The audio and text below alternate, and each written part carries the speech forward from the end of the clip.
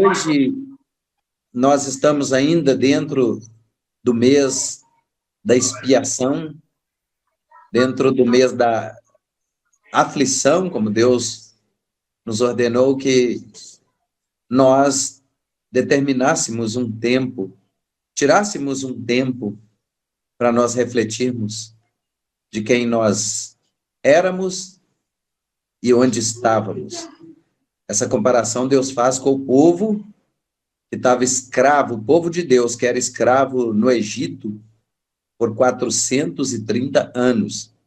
Estavam no Egito e eram escravos no Egito. Egito, segundo a Bíblia, é mundo, né? É representação do mundo. É o lugar da escravidão. Então, nós aprendemos que tudo que o mundo oferece para nós é para nos aprisionar, é para nos viciar, é para nos tirar da presença. Então, é um tempo de sofrimento na vida de alguém. Mas, então, no mundo ou no Egito eram escravos, estavam no Egito. Além de ser escravos, ainda estavam no Egito. Mas, depois de um determinado tempo, saíram da escravidão do Egito e foram para o deserto. Quem murmurou, morreu no deserto. Né? Os murmuradores morreram no deserto. Então, quer dizer, nós precisamos entender algo. Os murmuradores morreram no deserto. Mas os que tiveram fé e glorificaram o Senhor, entraram na terra prometida. Então, quer dizer, quem sai da escravidão pode passar pelo deserto. Agora, e depois do deserto? Para onde é que vamos? Muitos morreram no deserto por causa que não souberam aceitar a vontade de Deus, reclamaram, murmuraram, perderam a bênção. Mas muitos entrou na Canaã. E a mesma pergunta que Deus faz, Deus coloca situações, afirmações, e Deus, olha só como ele é maravilhoso. Deus não quer saber quem nós éramos, onde nós estávamos. Deus quer saber onde nós estamos agora e para onde nós queremos ir. O que nós estamos agora? Onde nós estamos agora? Quem nós somos agora? Para onde nós queremos ir? E quem nós seremos? Onde iremos? Então, quando Deus determina esse dia de expiação, dia de aflição, Deus está falando, pode ser que esteja tudo bem, mas eu quero que vocês puxem a memória de vocês para que vocês vejam de onde eu vos tirei. Então, nós ficamos, a primeira semana foi a semana do arrependimento, não é? A segunda semana, a semana da oração, às 3 da manhã. A terceira semana, que é essa que fechamos hoje, não é? Essa semana é a semana que nós iríamos abolir do nosso meio a murmuração, a reclamação, não é? E nós vamos entrar hoje, né? A partir de hoje, nós vamos entrar em uma outra semana ou outra dimensão. Eu vou deixar vocês descobrirem, através da ministração, qual é ou o que é que nós devemos retirar de nossas vidas através da ministração da palavra. Livro do profeta Ezequiel, capítulo número 14. Vamos ver o que o Senhor nos fala nesta palavra.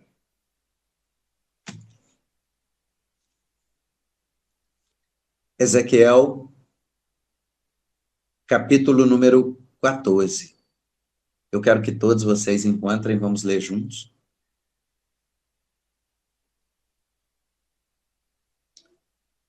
Quem não encontrou pode dar um up aí, e nós vamos ler todos juntos. Ezequiel, livro do profeta Ezequiel. Vamos ler no capítulo número 14.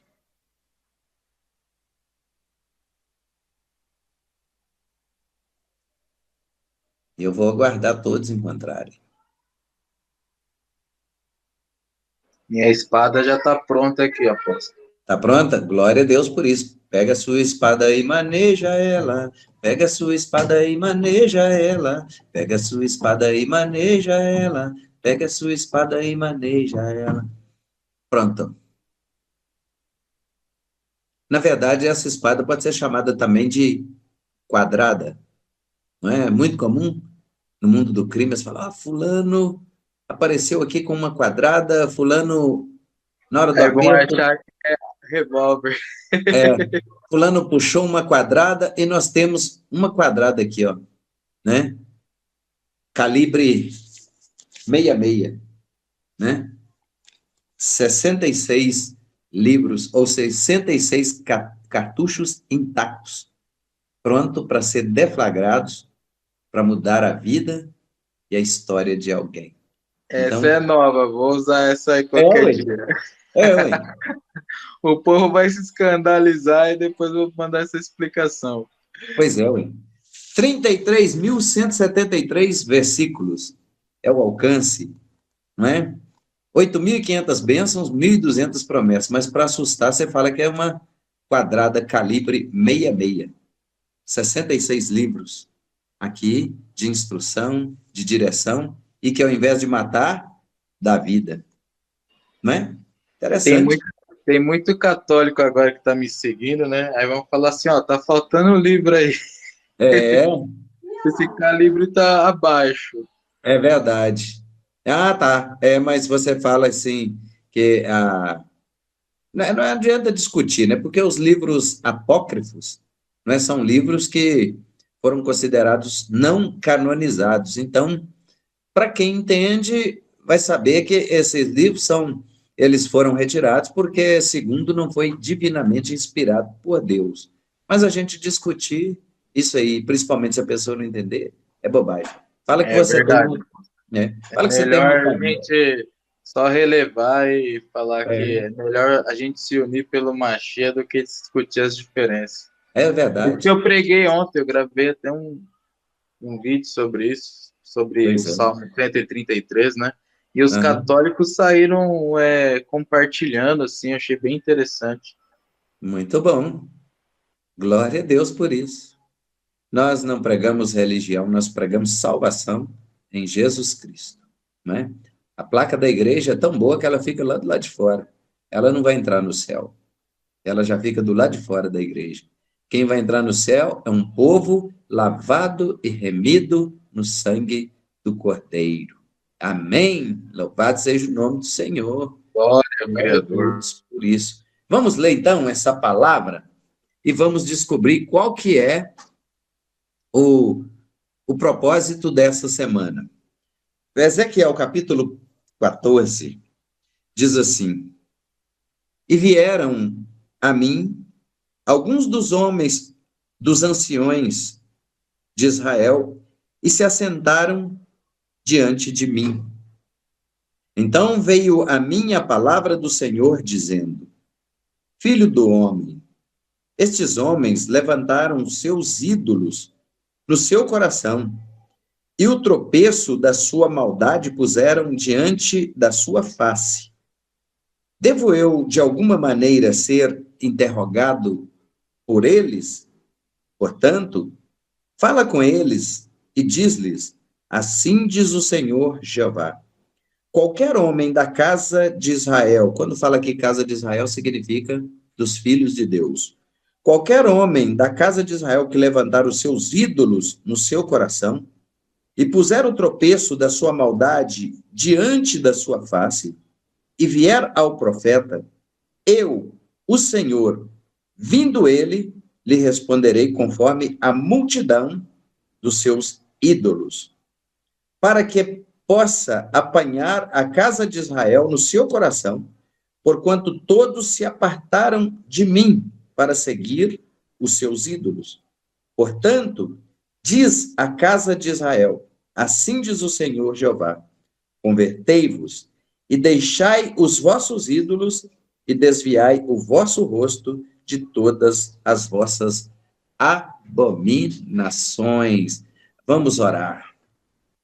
Papai soberano e santo, em nome de Jesus, mais uma vez, papai, nos reunimos diante do Senhor, mais uma vez, papai, na tua presença, mais uma vez, crendo, ó Pai, que o Senhor se faz presente em nosso meio, tomando posse, sentindo a sua doce e maravilhosa presença. Então, papai, que o teu Espírito Santo seja o nosso ajudador nessa noite. Que o teu Espírito Santo seja o espírito de cura, de libertação, de transformação para as nossas vidas. Meu Deus, eu quero pedir ao Senhor agora, em o nome santo de Jesus Cristo, teu Filho amado.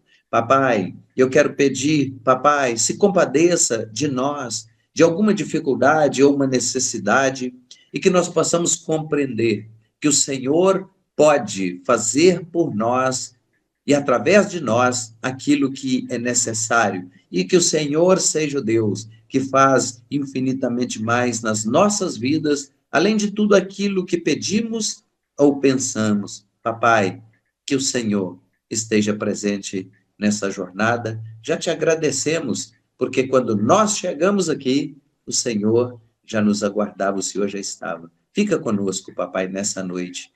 Não retire de sobre nós a sua guarda. Nos dê força, nos instrua, Pai, na sabedoria da sua palavra, e já te agradeço em nome de Jesus. Atende para mim. Amém. Louvado seja o nome do Senhor. Amém. Amém. Então vamos falar da palavra. O título do capítulo é O Castigo dos Idólatras. O castigo dos idólatras. Vamos entender esse texto e também o contexto para nós entendermos o que Deus quer de nós quando Ele nos orienta a abrirmos um propósito, um tempo memorável, em um tempo determinado, para que possamos compreender o que Deus quer de nós. Então, quando começamos esse estudo, e a palavra diz assim, e vieram a mim alguns dos anciãos de Israel e se levantaram e se assentaram diante de mim. Vamos estudar este primeiro versículo. Então, quando o profeta fala aqui que vieram a ele alguns dos homens, dos anciãos, olha só que coisa que mexe com a nossa mente. Vieram a mim alguns dos homens, dos anciãos de Israel, e se assentaram diante de mim. Olha só, os anciãos, quem eram? Os anciãos, normalmente, os mais velhos, mais idosos, mais experientes, dotados de sabedoria.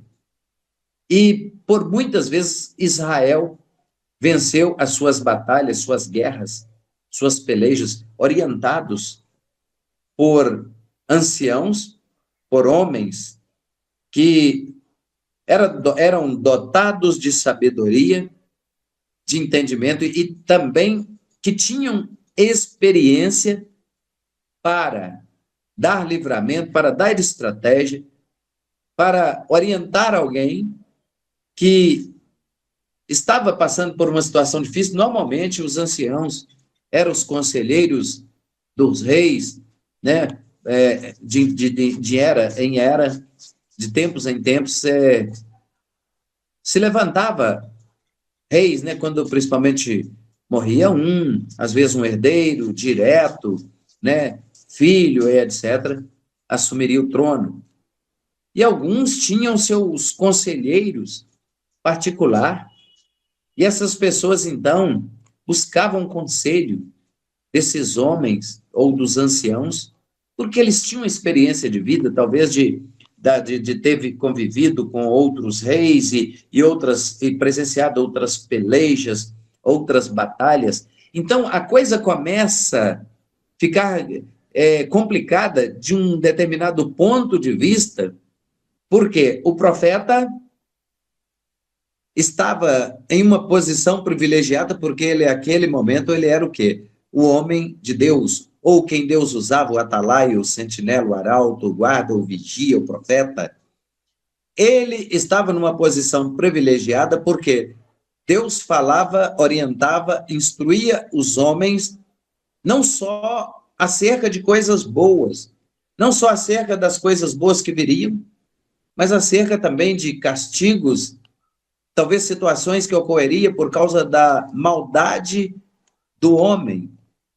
E nós vamos ver que quando esses homens, ou os anciãos de Israel, se assentaram diante do profeta, antes, olha só que situação, antes de o profeta abrir a boca, né? O versículo 2 fala, deixa claro isso. Olha só como Deus age. E então veio a mim a palavra do Senhor dizendo. Esse a mim significa, ele era o profeta da vez.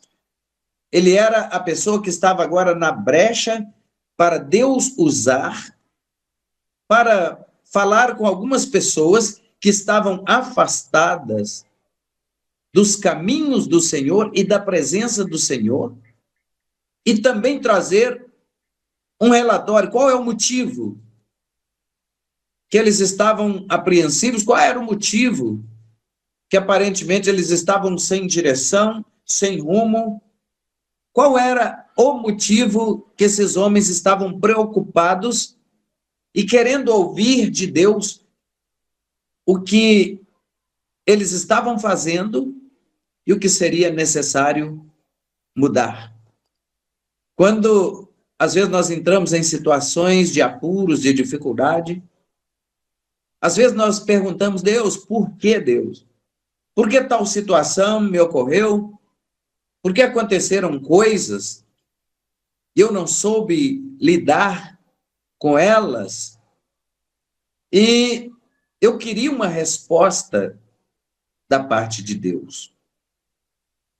Amós, livro do profeta Amós, capítulo 3, versículo 7. A palavra de Deus diz, deixa registrado assim, certamente o Senhor Jeová, ele não faz coisa alguma sem antes revelar os seus segredos aos seus servos, os profetas. Olha só, Deus é tão maravilhoso, porque se ele quisesse, ele estalava o dedo e deixava tudo cair em ruínas ou ser destruído. Mas não. Quando Deus se compadece do seu povo, dos seus filhos, ele não permite o caos, ele não permite a destruição na vida de alguém, na casa de alguém, na família de alguém, antes de mandar o aviso. E como eu disse aqui, no fim dessa ministração, nós vamos saber por que nós estamos aqui. Todos nós estamos aqui. Aí o que eu aprendo, quando a palavra diz assim, então automaticamente, aquele já era automático, quando eles vieram e se assentaram, não precisou nem perguntar. Eles já estavam sem visão, eles já estavam considerados prisioneiros, amarrados, a vida não anda, a vida está travada, porque agora eles incorreram em uma maldição que buscaram com as suas próprias mãos. Chegou alguém aí? Nós estamos estudando Ezequiel capítulo 14. Amém? É o Enio, chegou aí. E aí, o que acontece? O povo estava cego espiritual, o povo, espiritualmente falando, estava doente, e amarrados também. Eles estavam com a vida travada, sem rumo, sem direção, e agora eles vêm ao profeta perguntar por que tal situação tem ocorrido na vida deles. E aí, o versículo 3 me chama a atenção o início. Quando fala filho do homem, tem uma vírgula aí. Por quê? Essa referência é a mim e a você. No fim dessa ministração, você vai saber por quê. Quando ele fala homem, quando Deus fala homem na Bíblia, Deus está se referindo à natureza humana. Seja homem e mulher, Deus está se referindo de um modo generalizado, está falando com todos os habitantes da terra que deram brecha e que se deixaram ser usados por Deus e que disseram, Senhor, eis-me aqui. Aí quando ele fala aqui, ó, versículo 3, filho do homem, estes homens levantaram os seus ídolos no seu coração e o tropeço da sua maldade puseram diante da tua face.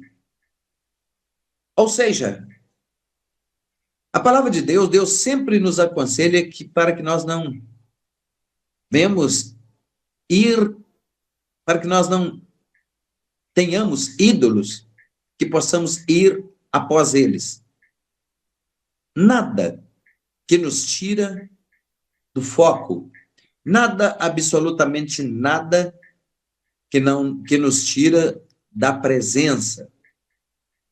Então nós aprendemos, segundo a palavra, que é nada, absolutamente nada. Quando Deus, olha só, Abraão teve filho com 100 anos. Teve Isaac. Alguns anos atrás, eu imagino que seja 14 anos, ele teve Ismael, com o filho da serva Agar. E esse menino trouxe muita confusão naqueles tempos, para o meio do povo de Deus, e até hoje, essa confusão ainda está pairando no Oriente Médio, porque ali tem descendência de Ismael, brigando com a descendência de Isaac. Aí, o que acontece? Dali surgiu o Hamas, né? Surgiu a Al-Qaeda, surgiu ali no Oriente, ali nos países, né, do Oriente Médio, surgiu ali os muçulmanos, surgiu o que você vê ali de religião, que podemos chamar de religiões pagãs, surgiu do nascimento desses dois meninos. Mas quando Isaac, que é o chamado filho da velhice, que era o herdeiro de tudo de Abraão, um dia, quando ele já estava, eu creio que devia estar aí, porque já tinha, segundo a Bíblia, ele já tinha um entendimento. Quando ele estava na idade de entender as coisas, Deus chama Abraão e fala com ele assim, Abraão, toma teu filho, o teu único filho, e sacrifica-o a mim, num lugar que eu vou te mostrar. Abraão deve ter ficado muito triste, porque já teve esse menino com 100 anos. E agora Deus pede ele em sacrifício. Então a palavra diz que preparou tudo, abraudou-lhe o jumento, pegou alguns criados e caminharam 3 dias para chegar ao local do sacrifício. Imagine se Deus te pede o seu filho, que não seja o único que você tem, porque lá ele tinha 2, ele tinha Isaac, ele tinha Ismael.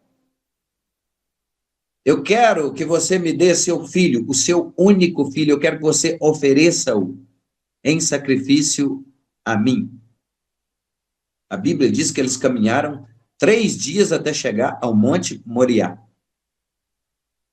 no lugar do sacrifício. Então, quando chegou no sacrifício, no lugar do sacrifício, eu estou falando bem resumido aqui para você entender, que eu vou voltar para o tema.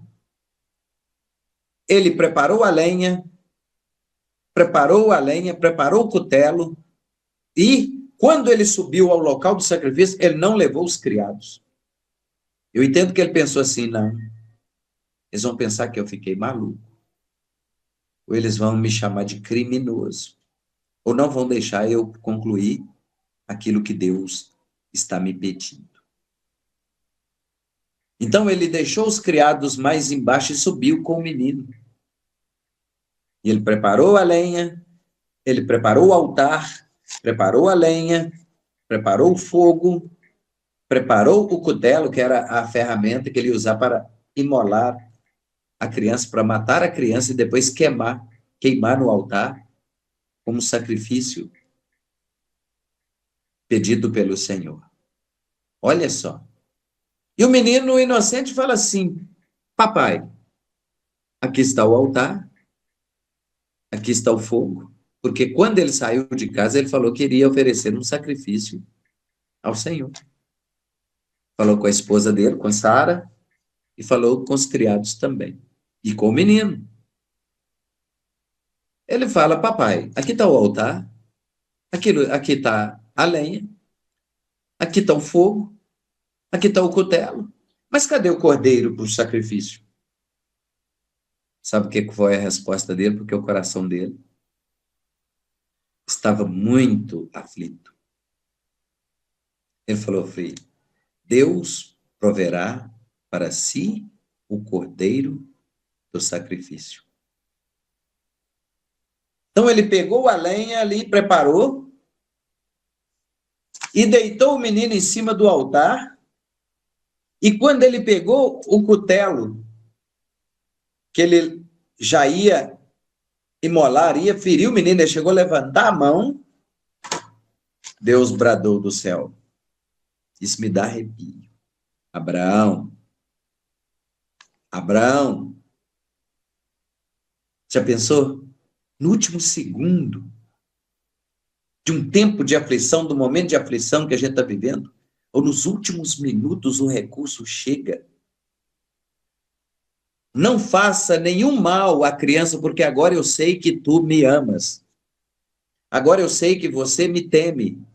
Agora eu sei que você me serve de verdade. E Deus falou, olhe para trás. Quando ele olhou para trás, ele viu um cordeiro com o chifre engarranchado no arbusto. E quando o menino perguntou, cadê o cordeiro para o sacrifício? Ele falou, Deus proverá para si ou para nós o cordeiro. Eu creio que ele respirou aliviado, pegou o cordeiro e sacrificou o cordeiro e queimou como oferta suave, como cheiro agradável às narinas do Senhor. O que era o Isaque? O filho da velhice, o filho precioso, que talvez, não vou falar porque ele não teria mais, porque depois que Sara morreu, ele casou com uma mulher chamada Quetura e teve mais 6 filhos com ela. Isso depois dos 100 anos. Então, olha só. Se Deus, a palavra Romanos capítulo 8 diz assim, aquele que nem mesmo a seu próprio filho poupou, mas antes o entregou por todos nós, não nos dará com ele também todas as coisas? O que nós aprendemos hoje? Qual é o nosso Isaque? Se Deus pedir o nosso Isaque, o que é Isaque? É o que domina o nosso coração. Da mesma forma como eu me referi à bênção em ministrações anteriores, eu me refiro agora ao Isaque, ao que pode ser o ídolo do nosso coração. O que é primazia? Né? Nós pregamos muito sobre primícias, e às vezes nós não entendemos o que é primazia na nossa vida, o que é primícia na nossa vida. Porque a palavra diz que Deus não poupou o seu único filho. A palavra diz também que Abraão não hesitou quando Deus pediu o Isaque. Mas pensa se Deus pedir para nós o nosso Isaque. O que é o nosso Isaque? Como o significado da palavra bênção, o meu Isaque pode não ser o seu Isaque. Onde meu coração está? Apegado a que o meu coração está? Quando a palavra diz, né, que aqui que eles levantaram ídolos no seu coração, o que significa ídolo? Né? Idolatria. Ido quer dizer culto, latria quer dizer imagem. Idolatria significa culto à imagem. Ídolo do coração significa aquilo que está preso ao nosso coração, apegado por nós, e agora está no nosso coração.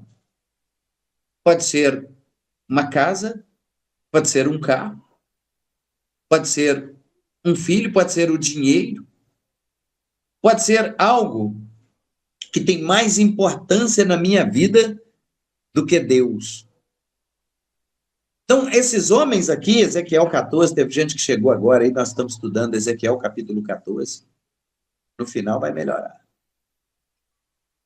Aí, esses homens agora, cheios de vaidade, cheios de rapina, agora, distanciados de Deus, porque eles levantaram ídolos que os afastaram de Deus, e agora eles iam, né, digamos, adorar, ou cuidar, ou buscar mais estar naquilo que se apegaram do que em Deus. Hoje vamos dizer aqui que muitas pessoas têm praticado isso. Redes sociais. WhatsApp, Facebook e outras redes. Por quê, irmãos? O negócio é tão sério que o próprio aparelho te dá, quando você pesquisa nele, quanto tempo você passou durante o dia ligado nele, concentrado naquilo que ele pode te oferecer. É uma ótima ferramenta, é uma ferramenta excelentíssima. Porém, quando nós vamos buscar, quem será que me mandou mensagem? Nós olhamos aquela mensagem. Aparece uma outra coisa que não tem muito a ver, mas é interessante, aí eu vou olhar. Daí a pouco o dedinho discorre de novo, e eu vou olhar outra coisa, e aquilo consegue tomar a minha atenção. Aí, a palavra do Senhor diz o quê? O meu povo, Oséias 4:6 diz o quê? O meu povo perece porque lhe falta conhecimento. Durante um tempo atrás, eu me lembro que quando surgiu mesmo, quando a televisão, porque na minha infância, televisão era para quem era bem de vida, era quem era gente de situação financeira boa, porque os pobres não aguentavam comprar. E mesmo assim, ainda era aquela que tinha que ficar rodando antena, colocando bombril na antena, aquela coisa toda. E quando a televisão começou a surgir no mercado mesmo, e os pobres já tendo condição, um dia um amigo meu me falou assim: José, chegou uma coisa que vai ser a perdição das famílias. O que é? Perguntei ele. Ele falou: a televisão. Rapaz, depois que chegou uma televisão lá em casa, a mulher não está cuidando de limpar a casa, vai fazer almoço, a comida queima, não está cuidando dos meninos direito e só fica agarrado naquele negócio de novela, que é estranho. Isso vai ser a perdição da humanidade. Eu fiquei pensando naquilo, e eu voltei lá na minha infância, quando os crentes da igreja Deus é Amor não podia, era proibido ter televisão em casa. E ainda há relatos de que o demônio apareceu para um dentro da televisão, falando que ia matar ele, e quando ele, desesperado, saiu para a rua correndo, ele foi atropelado. Aí que houve um decreto de não ter televisão mesmo. Inclusive passaram a chamá-la de tira-visão. Entendeu? Tira a visão espiritual. E aí, o que que acontece? Naqueles tempos, a gente pensava que era um aparelho que hoje praticamente se tornou inofensivo, em partes. Por quê? Existem ainda muitas coisas que podem corromper os bons costumes. E alguém chegou a falar que a televisão era do diabo. O diabo não tem nada. A televisão, na sua casa, ela é sua. Você comprou com seu dinheiro e pagou. Agora, o diabo pode estar usando quem está com o controle na mão. Por quê? Se isso aqui não serve para mim, deleto. Isso aqui também não serve, deleto. Isso aqui não serve também, mudo de canal. E se nada presta, ó, desliga ela. Simples assim. Não podemos nos contaminarmos com coisas. Você vai assistir uma reportagem, vai assistir um jornal, uma coisa assim, mas agora, coisa que não é difícil. Eu me lembro de um pastor, eu preguei na igreja dele, lá na cidade de Contagem, e um dia, ele disse que questionou como esses profetas, como esses anciãos vieram perguntar ao profeta. Dizer que um dia questionou a Deus e falou: Deus, eu quero ser fervoroso na sua obra, eu quero ser mais usado e etc e tal. E ele falou: o que que me impede? Aí disse que um dia, ele sentado no sofá lá, assistindo o programa do Ratinho, aí dizer que o Espírito Santo falou com ele: como você quer ser usado por Deus?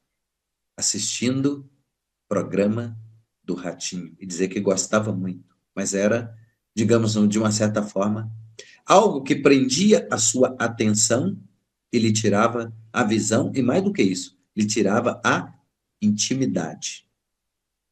Por exemplo, tudo que eu condeno em mim se torna pecado. Tudo que eu trago para mim como resposta por uma ação, culpa ou culpado. Então, eu estou agora me distanciando ou me afastando da presença. Aí a palavra vai dizer o quê? Esses homens se afastaram da presença porque eles tinham coisas mais importantes agora nas suas vidas do que Deus. E aqui a palavra vai dizer assim: olha, filho do homem, estes homens levantaram seus ídolos no seu coração. Mas quando levantaram ídolos, eles trouxeram para si mesmo o quê? E o tropeço da sua maldade puseram de diante da tua face. O tropeço da maldade estava diante da face deles, mas eles não viam, não podiam ver porque se tornaram cegos espirituais. Então, a maldade, o tropeço, agora a prisão, a cadeia maligna, a prisão espiritual, a enfermidade, as portas se fecharam por causa de quê? As coisas não aconteciam, não fluíam por causa agora do tropeço que eles mesmo criaram. Você entende? Hoje nós temos que ter cuidado até com um quadro que nós colocamos dentro da nossa casa na parede. E às vezes queremos exibir aquilo. Aparentemente um quadro inofensivo e que às vezes não sabemos o que tem por trás daquilo. Objetos que nós colocamos, né, na nossa... Eu tinha, antes de confessar, aceitar, eu tinha um monte de coisa pendurado nas paredes e etc. Eu já até comentei aqui. Além de ser, olha só, além de ser um ídolo, era um ponto de contato dentro da minha casa. Então, quer dizer, a gente compra algo lá, acha que é bonito e pendura na parede. Ou traz para dentro de casa sem saber a origem, sem saber quem foi que fez e qual o propósito de ter feito aquilo e a que ídolo, a que entidade aquilo foi consagrado. Por quê? A palavra 1 Tessalonicenses 5, 16, 17, 18, a palavra vai falar o quê? abstende-vos de toda aparência do mal. A aparência do mundo, os costumes do mundo, não serve mais para mim. E se eu quero ser íntimo de Deus e usado por Deus e merecer a graça de Deus, como a palavra está dizendo aqui, que o tropeço estava diante da face deles, eu tenho que pedir o Espírito Santo para me mostrar, para que eu possa tirar, porque muitas vezes nós achamos que esse assunto é relacionado só a pessoa ter uma imagem de santo dentro de casa, também não pode.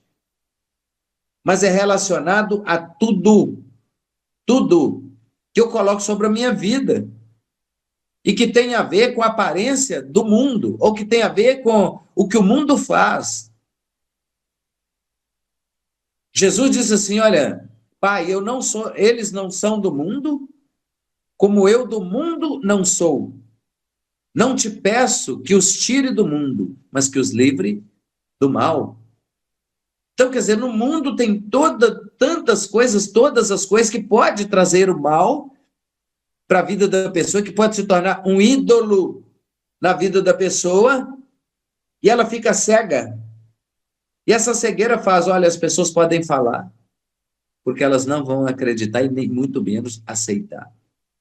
É tanto que eu não falo. Se eu for na casa da pessoa, eu posso ver o que vê lá. Se a pessoa me perguntar, eu dou uma explicação para ela dentro da palavra de Deus. Porém, se eu chegar na casa de alguém e eu ver um ídolo lá, eu não vou falar, tira isso daqui porque isso vai te levar para o inferno. Porque não adianta tirar dali, mas permanecer aqui. Então, quer dizer, tirei porque o pastor mandou, mas eu não queria ter tirado, então está no coração. É ídolo do coração.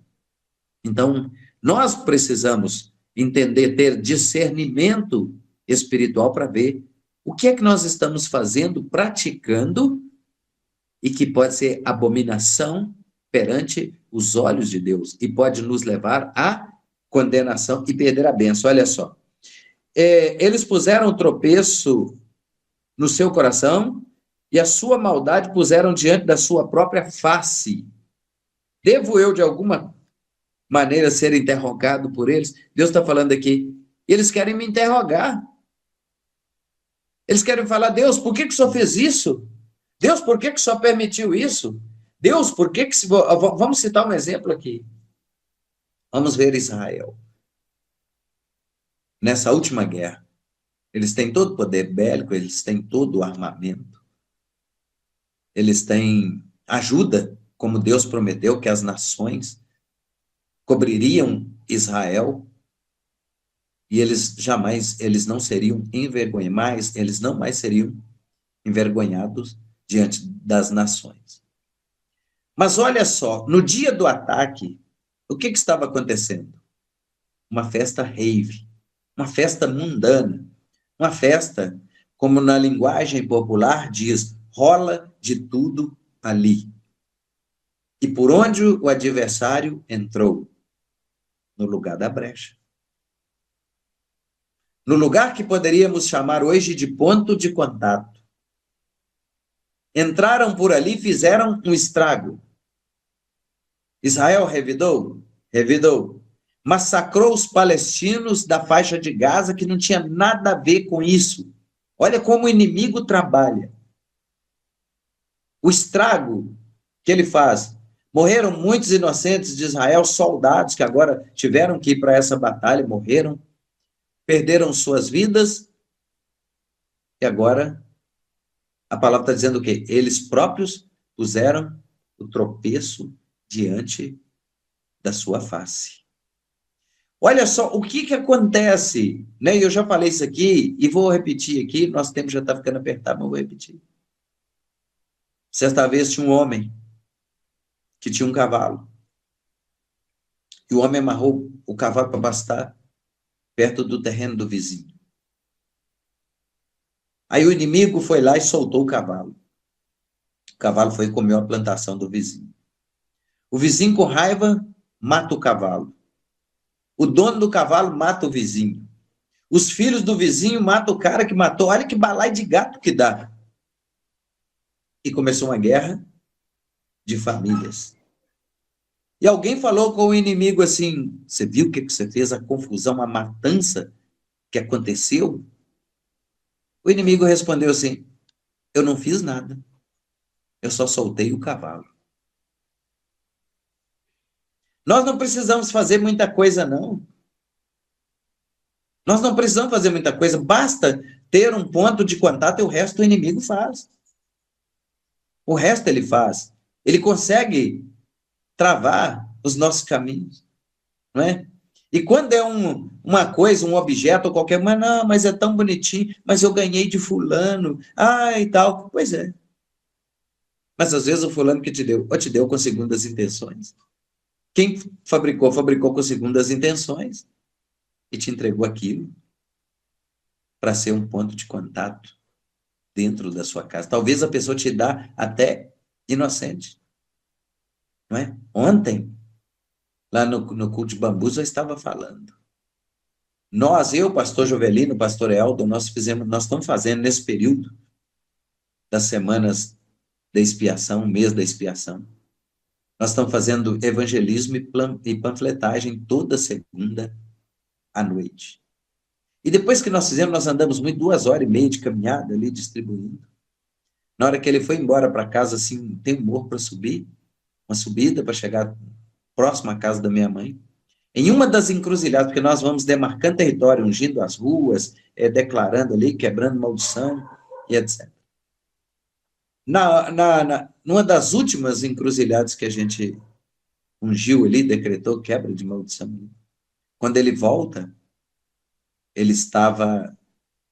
Havia algumas pessoas naquela encruzilhada fazendo uma obra de macumbaria, de feitiçaria.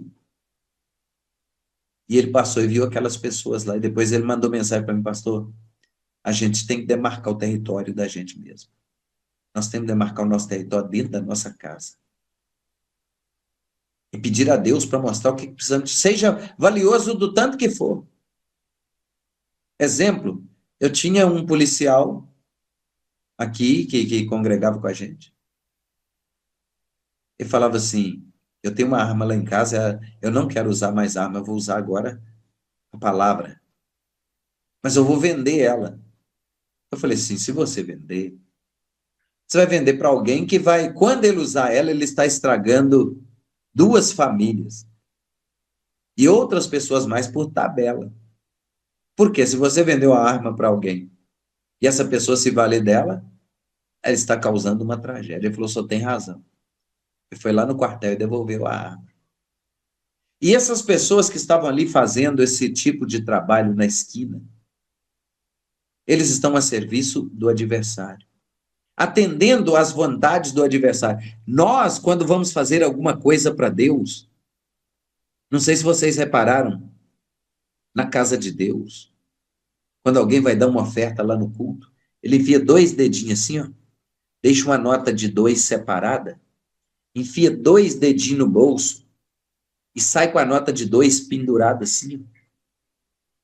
Não é? Se tiver um escorpião lá, sai o escorpião pendurado. Aí o que acontece? O inimigo de nossas almas, para fazer mal para alguém, para destruir o casamento de alguém, para destruir a vida de alguém, a família de alguém, ou pela inveja, ou seja, pelo que for, ele pede o melhor. Não dá não para ver. E muita gente fala que não acredita em feitiço, não acredita em macumba, pois eu falo para você. Para falar que não acredita, para declarar que não acredita e que não tem medo. Eu posso fazer isso, você pode fazer isso, mas nós temos que estar cobertos pelo sangue de Jesus. Nós temos que estar cobertos pelo sangue do Cordeiro. Tem até uma música que fala: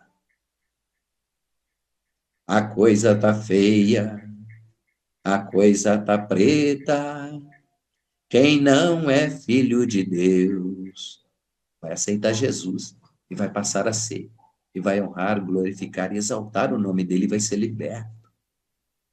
Porque eu não posso concluir essa música de forma nenhuma, tem que profetizar salvação. Aí, amados, voltando aqui, ó, o Senhor fala assim: pode esses homens me questionar?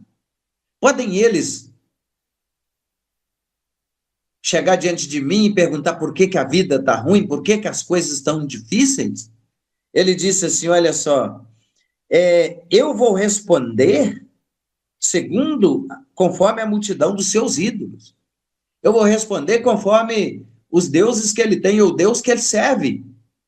Se serve a mim, eu vou responder e vou dizer, eu posso mudar a sua vida. Agora, se serve aos outros ídolos, o tropeço está diante de você. A dificuldade está diante de você. A guerra, a peleja está diante de você. Para você sair vencedor, você tem que ter alguém mais forte que você, te auxiliando, te ajudando e te conduzindo.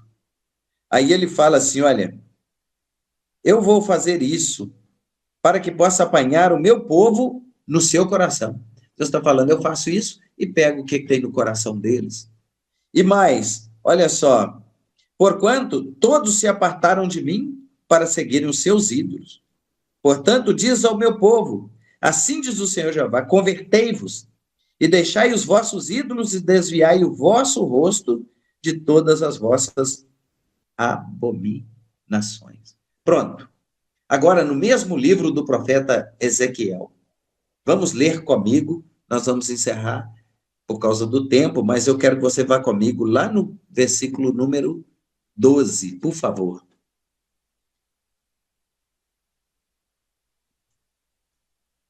Olha só, o versículo 12, o título do texto diz assim, a justiça dos castigos de Deus, misericórdia, a justiça dos castigos de Deus. Olha só. E veio ainda a mim a palavra do Senhor dizendo, isso no mesmo contexto, aqui no mesmo capítulo. Filho do homem, mais uma vez se referindo a mim e a você. Quando uma terra pecar contra mim, gravemente se rebelando, quando ele fala terra aqui, ele está falando do nosso território, das zonas de domínio nosso, da nossa geografia.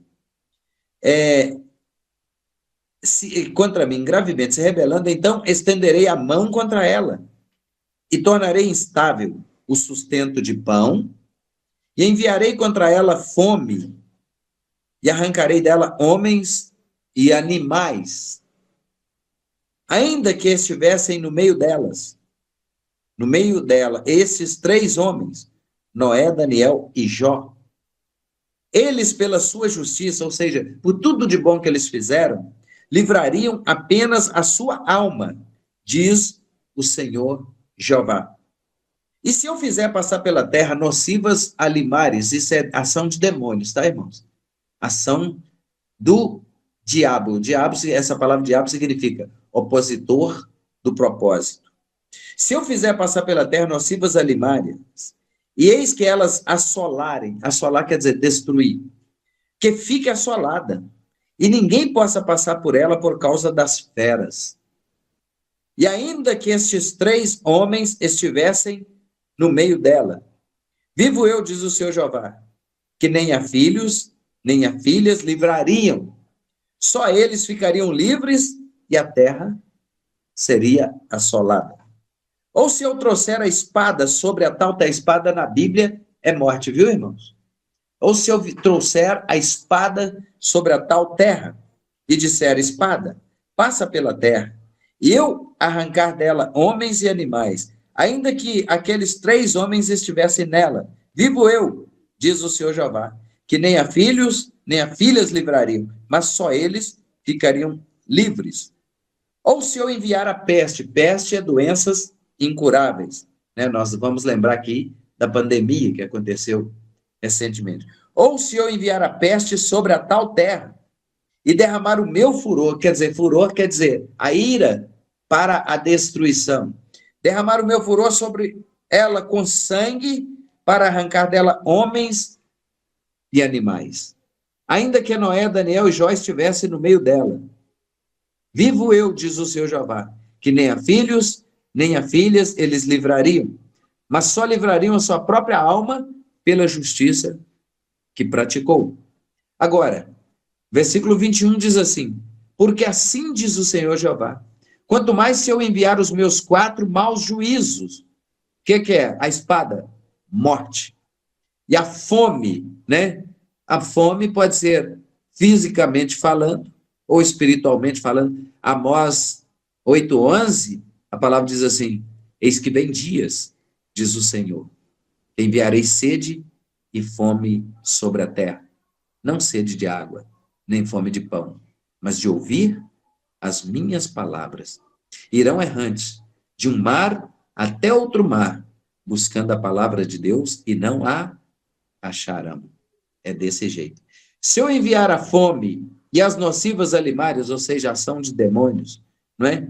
E a peste, a doença incurável, contra Jerusalém, contra o povo de Deus, para arrancar delas homens e animais, agora, eu disse que o melhor estava guardado para o fim. Agora você vai ver comigo o versículo 22, que diz assim: mas eis que alguns restarão nela. Porque Deus falou a alguns, ele podia falar: eis que o apóstolo Vieira restará nela, eis que o nosso irmão Wesley, ou nosso irmão Tiago, ou nosso irmão Enio, ou nosso irmão Antônio, né, ou nossa irmã Thaisa, ou a nossa irmã Viviane, ou... Não, ele não fez referência direta a uma pessoa. Ele usa essa colocação no plural para dar oportunidade a mim, para dar oportunidade a você de sermos parte desses alguns que vão restar na terra. Olha, que serão levados para fora, não vão se contaminar, não vai entrar no meio de um povo doente, um povo rebelde e que vai se contaminar com seus ídolos. Olha só, e assim filhos como filhas, eis que eles virão a vós, os que estão perdidos, os que estão cegos espirituais, os que estão contaminados. Eis que eles virão a vós e vereis o seu caminho e os seus feitos, o que você fez e o que Deus fez na sua vida e através de sua vida, e ficareis consolados do mal que eu trouxe sobre Jerusalém, sobre meu povo, e de tudo que trouxe sobre ela. Olha só, Deus está falando que vai restar alguém, que ele tem um remanescente. Deus sempre revelou isso na sua palavra, que ele sempre tem alguém que não vai se contaminar, que não vai após outros ídolos ou após outros deuses, que não vão se contaminar ou se corromper, mas que vão permanecer firmes na rocha que é Jesus, vão permanecer numa palavra que não tem sombra de variação, como Hebreus capítulo 4, versículo 12 diz assim: porque a palavra de Deus, ela é viva e eficaz, ela é mais penetrante do que qualquer espada de dois gumes, e penetra até a divisão da alma e do espírito, e das juntas e das medulas, e é apta para discernir os pensamentos e as intenções do nosso coração. E o versículo 13 diz assim: e toda verdade está patente, toda verdade está nua e crua diante dos olhos daquele com quem um dia todos nós vamos tratar. E aqui, no versículo 23, diz assim: e sereis consolados, quando virdes o seu caminho e os seus feitos, e sabereis que não fiz sem razão tudo quanto tenho feito nela, diz o Senhor Jeová. Então, esta é uma palavra que conforta os nossos corações. Eis que alguns estarão nela. E eu quero fazer parte desse alguns. Eu quero que você também seja este alguns que não vão se contaminar, que não vão se render, que não vão deixar ou se vender, né, para, segundo a Bíblia, chama isso de prostituições, abominações que entristece e aborrece o coração do Senhor. Que nós sejamos esse remanescente, que nós sejamos esse povo lavado e remido, curado, liberto e transformado pelo sangue precioso, imaculado e contaminado do nosso Senhor e Salvador Jesus Cristo. Amém, querido?